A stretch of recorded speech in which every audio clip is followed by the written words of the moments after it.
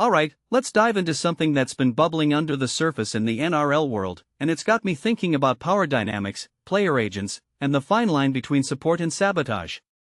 Here's the deal, there's a push to get Shane Flanagan in as one of Benji Marshall's assistants at West's Tigers, and the timing? It's suspicious, to say the least.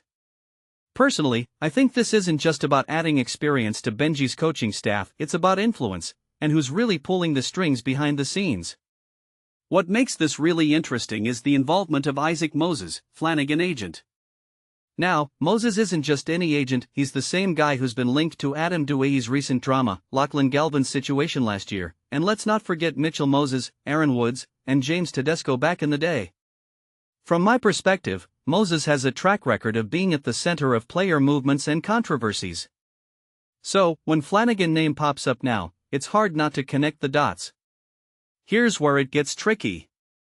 Doueihi came out defending Moses, saying he's not pushing for a release from the Tigers. But, and this is just my take, even if Moses isn't directly orchestrating things, his presence alone raises questions. If you take a step back and think about it, the narrative that Benji needs more experienced help has gained momentum right after Doueihi's fallout. Coincidence? Maybe. But it feels like more than that. In my opinion, Benji should be cautious.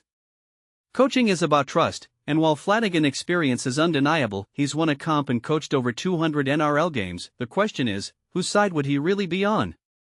One thing that immediately stands out is the power struggle here.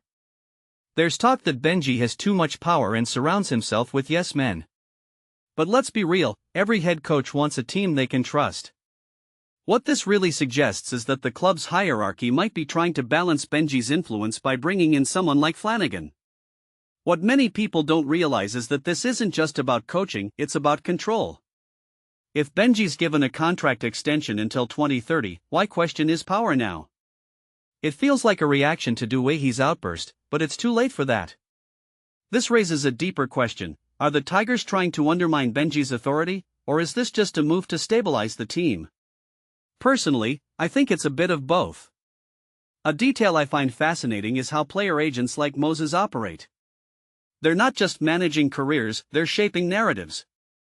Whether it's Doueihi, Galvin, or now Flanagan, Moses seems to be in the middle of it all.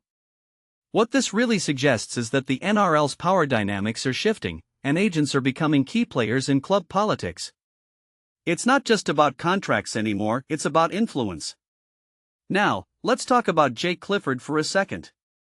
His performance against the Broncos after being dropped was nothing short of impressive. Instead of throwing a tantrum, he stepped up and delivered. What makes this relevant is the contrast with Doueihi's situation. Clifford's response shows maturity and professionalism, something that's been lacking in other storylines. If you ask me, Clifford's undervalued, and his showdown with Sam Walker this week is going to be a statement game. Speaking of Walker, the talk of his mega extension with the Roosters highlights the disparity in player valuations.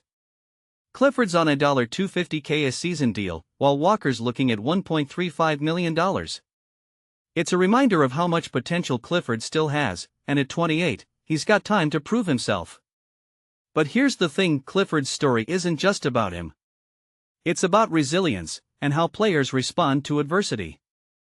That's something Doueihi could learn from. So, where does this leave us?